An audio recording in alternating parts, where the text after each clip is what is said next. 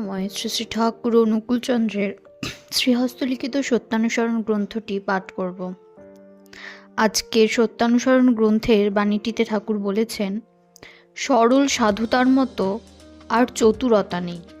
যে যেমনই হোক না কেন এ ফাঁদে ধরা পড়বেই পড়বে। Honesty is the best policy, অর্থাৎ সরল সাধুতাই চরম কৌশল। বিনয়ের মতো সম্মোহনকারক আর কিছুই নেই।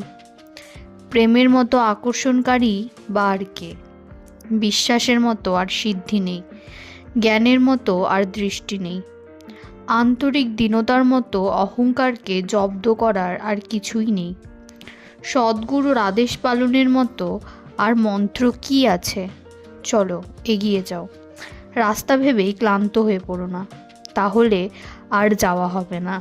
সবাইকে জয়গুরু বলে সত্যানুসরণ গ্রন্থের আজকের বাণীটি এখানেই শেষ করছি।